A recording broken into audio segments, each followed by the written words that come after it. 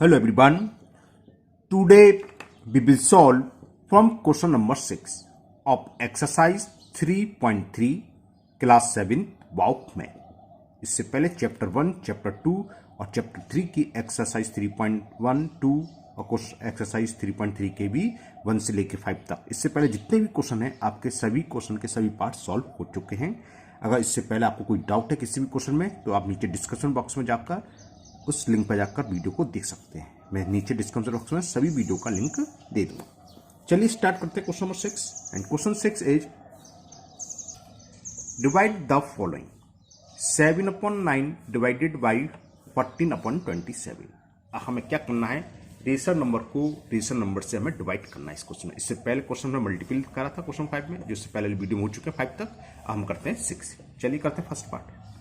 7/9 divided 14/27।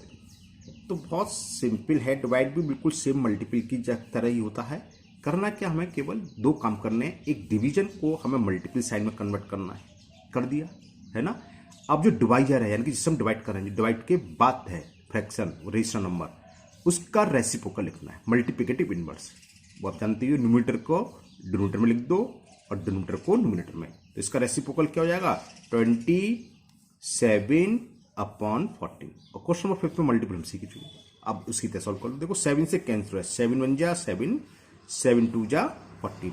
ये 9 से cancel है, 9 1 जा 9, 9 3 जा 27। तो क्या बचा, 3 1 जा 3 और 2 1 जा 2। तो ये इसका आपका आंसर हो गया 6 का ए पार्ट का। ना B part, 2 whole 11/13 divided by 13/11। तो क्या करें, पहले इसको हम मिक्स फ्रैक्शन को इम्प्रॉपर में कन्वर्ट कर लें।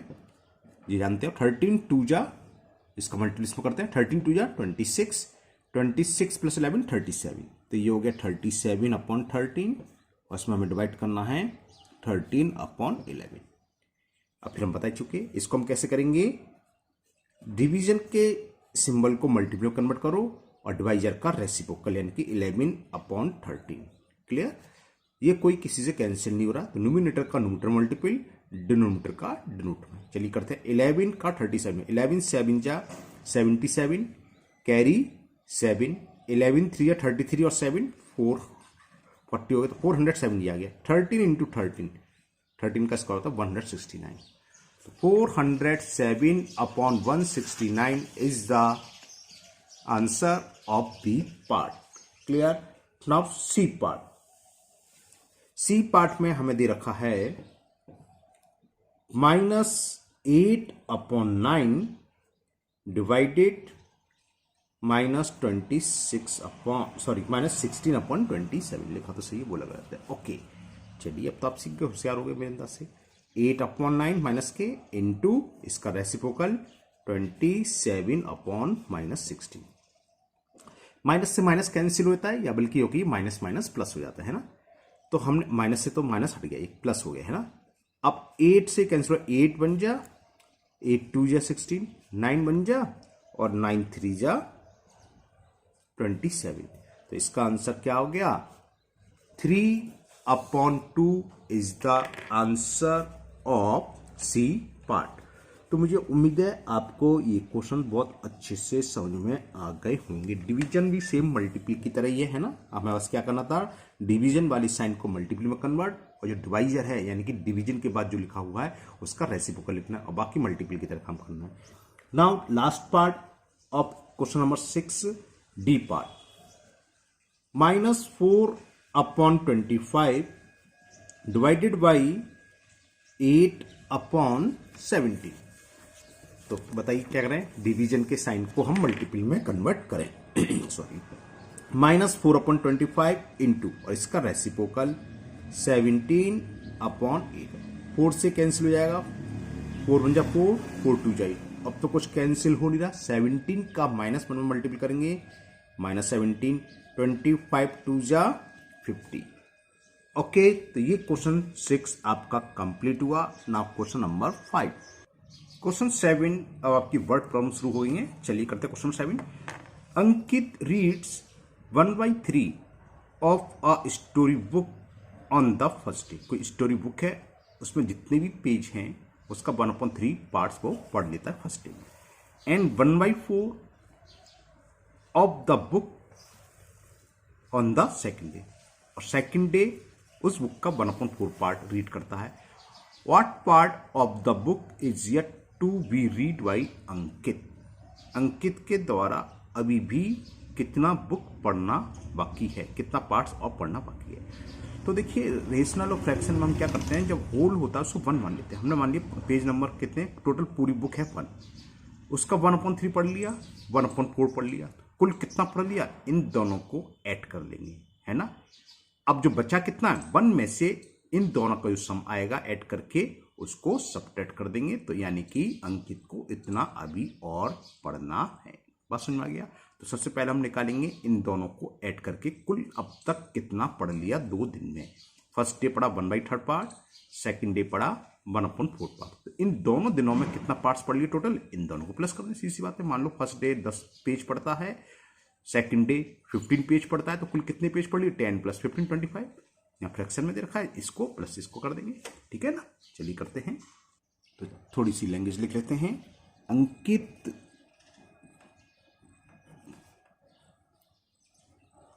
रीड, क्या थी, स्टोरी बुक थी, कहाँ चला गया, question number 7, 1/3 of a story book. Okay, तो Ankit read on first day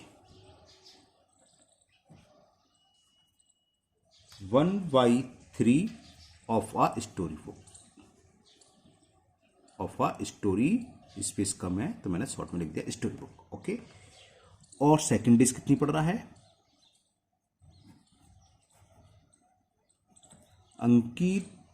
Ankit read on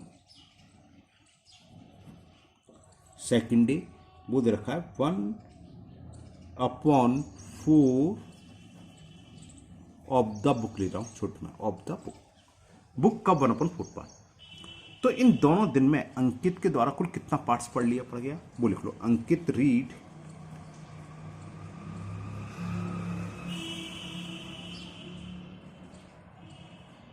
on both day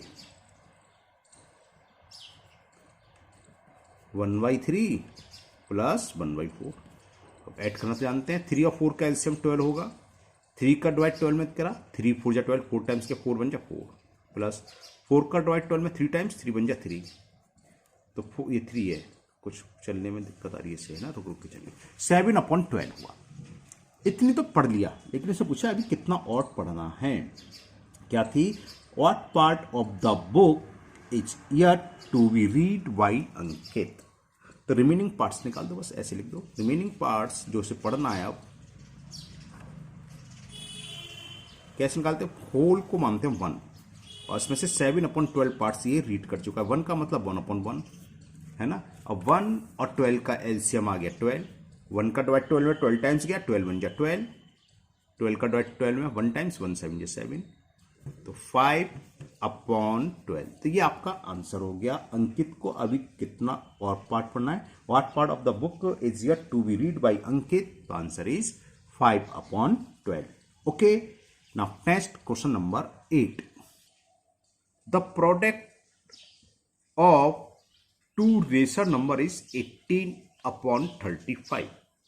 if one of them is -2/3, तो फाइंड द अदर। तो हमें दूसरा रेशनल नंबर फाइंड करना है।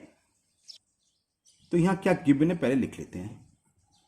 एक तो प्रोडक्ट दे रखा है दोनों रेशनल नंबर का, प्रोडक्ट ऑफ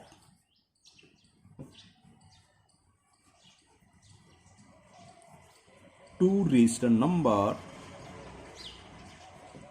वो हमें गिवन था 18/35। क्लियर। और इनमें से एक दे रखा है वन ऑफ देम, यानी कि इन दोनों में से एक, वन ऑफ देम, इन दोनों में से एक हमें गिवन है -2/5। Find the second rational number. तो सेकंड रेशनल नंबर कैसे फाइंड करेंगे हम, सेकंड रेशनल नंबर। अब मैं आपसे पूछूं कि 2 नंबर हैं, उसका प्रोडक्ट हमें 20 दे रखा है, 20 20, और एक नंबर उनमें से वन ऑफ देम इज 5, तो दूसरा क्या होगा? आप लोगों ने ज्यादा सही बोला, आंसर 4। कैसे निकाला? जो प्रोडक्ट है 5 और 4 का प्रोडक्ट 20 होता है, लेकिन हमें 5 मालूम था। प्रोडक्ट जो दे रखा है 20 दे रखा है, एक नंबर हमें 4 दे रखा है या 5 दे रखा है, तो दूसरा कैसे निकालेंगे? जो प्रोडक्ट है 20 उसमें डिवाइड कर दे जो नंबर दे रखा है 5, तो 5 4 या 20, 4 आ गया। इसी तरह सेम काम यहाँ करना है। जो प्रोडक्ट दे रखा है वो है 18/35, तो इसमें हम डिवाइड करेंगे जो हमें फर्स्ट रेशनल नंबर दे रखा है, वो क्या दे रखा है? -2/5। बस सॉल्व कर लेंगे, सेकंड रेशनल नंबर निकल आएगा। तो ये हो गया 18/35, डिवीजन हमने अभी सिखाया था, मल्टीपल करते हैं और इसका रेसिप्रोकल 5/-2। -2 से 18 -9 बार कैंसिल हो गया, ठीक है ना। 5 बन जा, 5 7 जा, तो आंसर आ गया आपका second rational number will be -9/7। तो ये आपका क्वेश्चन 8 भी कंप्लीट हो गया। ये मैं आपको शुरू से दिखा देता हूँ। ये product of two rational number दे रखा है 18/35, उनमें से एक दे रखा है 2/5 माइनस के, तो सेकंड रेशनल नंबर क्या होगा? जो प्रोडक्ट था उसमें डिवाइड कर दे जो रेशनल नंबर दे रखा है। After calculation it will be -9/7। अब नेक्स्ट क्वेश्चन 9। क्वेश्चन 9 है, Tina, Riya and Irfan went out for lunch in are restaurant. किसी रेस्टोरेंट में 3 लोग, टीना, रिया और Irfan. Tina paid 1/4 amount of the bill. जितना भी बिल था उसका 1/4 पार्ट टीना ने पेड करा। And Irfan paid 1/3 of the bill. Irfan ने जो भी बिल था उसका 1/3 करा। Riya paid the remaining bill. तो what part of the bill was paid by Riya? Same question करीब करीब आपका क्वेश्चन नंबर 7 की तरह हो गया। रिमेनिंग पार्ट निकाल लो, वही टीना पेड करेगी। तो टीना ने, तो सॉरी टीना नहीं, कौन था? रिया पेड करेगी। तो इन दोनों को ऐड करेंगे। टीना ने जो पेड करा, जो इरफान ने पेड करा, कुल कितना अमाउंट पेड हो गया? 1/4 प्लस 1/3, उसमें शायद 1/4 1/3 थे, हाँ 1/3 1/3। जो रिमेनिंग आया था इसका, वो इसका सेम आंसर आएगा। दोनों का जब निकालेंगे शायद 5.12 आया था। चलिए करते हैं पेपर पर इसको। तो टीना पेड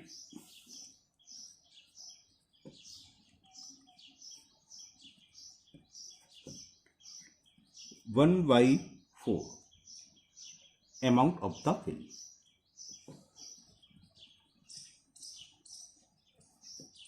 जो भी बिल था उसका 1/4 टीना ने पेड करा। फिर था इरफान।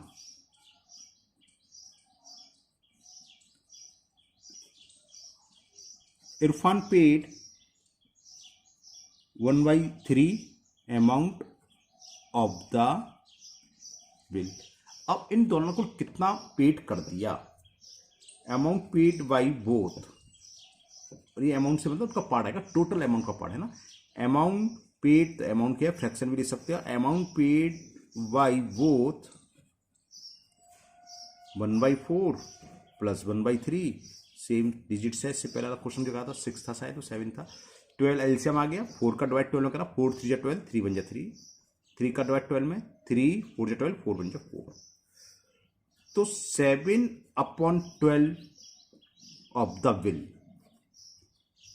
उन दोनों के द्वारा जो भी बिल था उसका 7/12 पार्ट्स पेड हो चुका। अब रिमेनिंग पार्ट्स पेड कर रही है कौन? रिया। तो क्या करें? 1 में से माइनस कर दो, रिया का जाएगा। तो अमाउंट पेड बाई रिया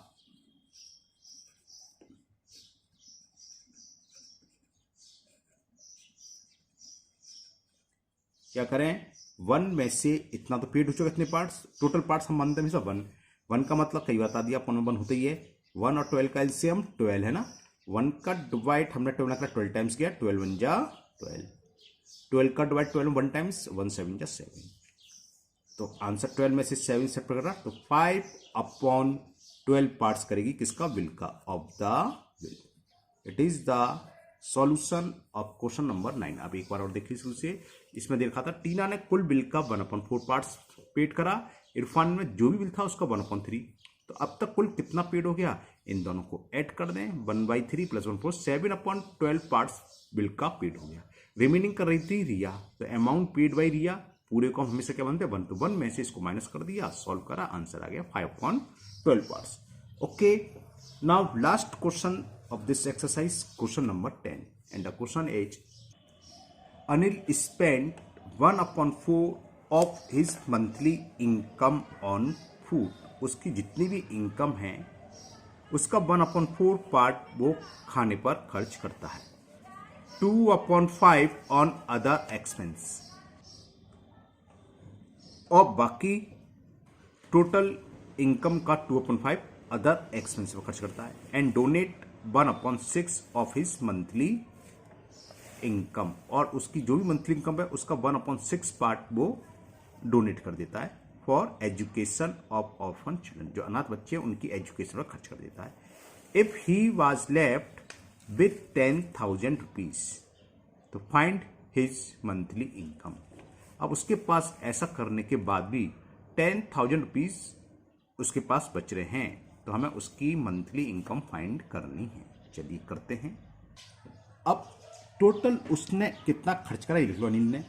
आप चाहें तो अलग अलग लिख सकते हो, डायरेक्ट लिख सकते हो. तो मैं टोटल स्पेंड लिख देता हूँ, है ना. 1/4 पार्ट उसका है फूड पर, अलग अलग भी लिख सकते हो. चलो मैं अलग अलग लिख देता हूँ.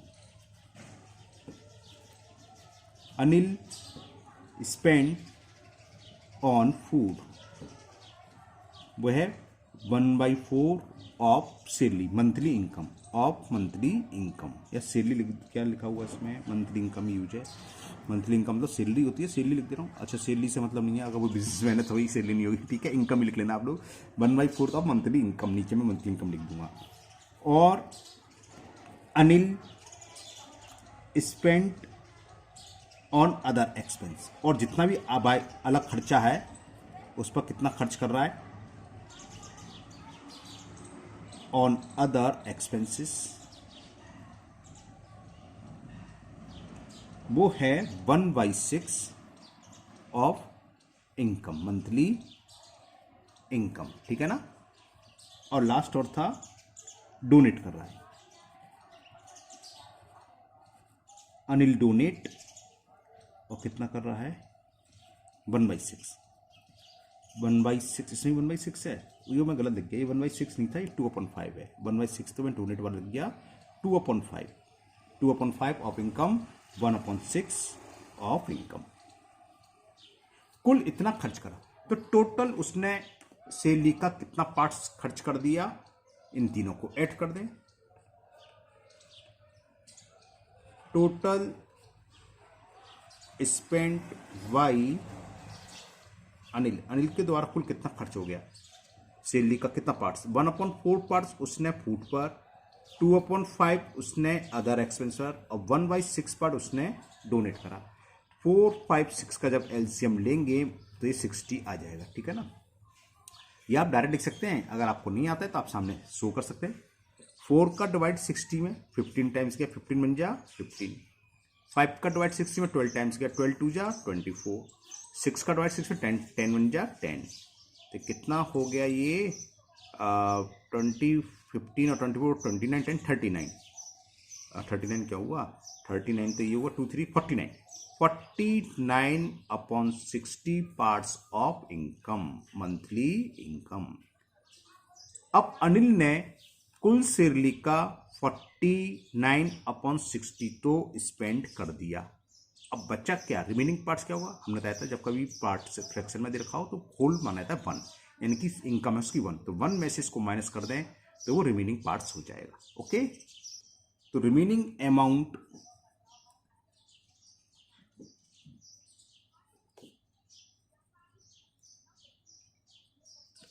वन माइनस वो आया था कितना 49/60. 60 एलसीएम, 60 का 1 में मल्टीप्लाई 60 बन जा 1, 60 बन जा 60, 1 का मल्टीप्लाई 49. 60 में से 49 सब्ट्रैक्ट करें तो ये हो गया 11/60 ऑफ मंथली इनकम. रुपए का सिंबल लगाना चाहे मत लगाओ. तो टोटल जो इनकम थी उसका 11/60 पार्ट रिमेनिंग अमाउंट है. रिमेनिंग है यानी कि अनिल के पास है. अब यूनिटरी मेथड लगा दो. जब अनिल के पास 11/60 रुपीज हैं तो टोटल इनकम कितनी मानते हैं हम फ्रैक्शन में, 1 है, और वो दे रखा 10,000 उसके पास है. If he was left with 10,000 rupees find his monthly income. तब लिखेंगे यूनिटरी मेथड से इफ कौन था, अनिल हैज, अब कितने 11/60 रुपीज का सिंबल लगा दो,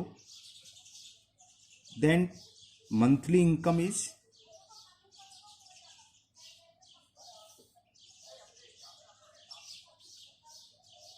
₹1। जब इतने रुपीज उसके पास रिमेनिंग है तो मंथली इनकम हो गई 1। और अगर एक होगी if Anil has ₹1 then monthly income is, divide हो जाता है तो 1 डिवाइडेड का समझ गए, 11 नीचे आएगा और 60 ऊपर चला गया। ये तो जानते हैं यूनिटरी मेथड तो आपने 6th में पढ़ा है। अब कितना दे रखा है, 10,000 रुपीज दे रखे हैं इसमें कि 10,000 उसके पास हैं। तो if Anil has ₹10,000 then his monthly income will be, कितने रुपीज होगी, 1 × 60 तो 60 होगा, इसमें हम 10,000 से मल्टीपल और कर दें अपॉन 11। ये तो कुछ कैंसिल नहीं हो रहा है, मत होने तो चलिए, तो 60,000 नहीं, एक जीरो है, 6 लग जाएगा, 1 2 3 4 5 अपॉन 11। इसको मिक्स फ्रैक्शन में लिख दो आप। 11 5 जा 50, चलो मैं आपको शो कर दे रहा हूँ, 4 5 1 2 3 4 5 1 2 3 1 2 3, हाँ 11 5 जा 55 है ना, सॉरी देखिएगा 11 5 55, रिमाइंडर 5, ब्रिंग डाउन 0। अब 11 4 जा 44, 6 बचा, ये हम वाला कर चुके थे, वाला ब्रिंग डाउन करेंगे 60, फिर 11 5 जा 55, फिर 5 बचा, अब ये 0 उतार लिया, 11 4 जा 44, फिर 5, ये 0, ये आ जाएगा 5 4 5 4 5 5 4 5 4 5 5 अपॉन 11। आंसर जरा चेक कर ले रहे हैं इसका। तो आपके जो रवि, अंकित का कौन था, अनिल के पास कुल मंथली सैलरी कितनी हुई, 54,545 अपॉन 11 रुपीज। इसी के साथ ये आपकी एक्सरसाइज 3.3 कंप्लीट हुई। मुझे उम्मीद है आपको आज के सभी क्वेश्चन बहुत अच्छे से समझ में आ गए होंगे। फिर भी अगर आपको कोई डाउट है, कोई प्रॉब्लम है, तो कमेंट बॉक्स में कमेंट करें, मैं उसको दूर करने की पूरी कोशिश करूंगा। अगर आप लोग पहली बार चैनल पर आए हैं तो चैनल को सब्सक्राइब करना ना भूलें, साथ ही साथ बेल आइकन जरूर प्रेस करें, जिससे आगे जो भी वीडियो अपलोड होगी उसका नोटिफिकेशन आपको मिल जाएगा और वो वीडियो आपकी मिस नहीं होगी। इस वीडियो को अपने दोस्तों को भी शेयर करें, जिससे वो भी इसका फायदा उठा सके। फिर मिलते हैं नेक्स्ट वीडियो में। Thank you, have a nice day.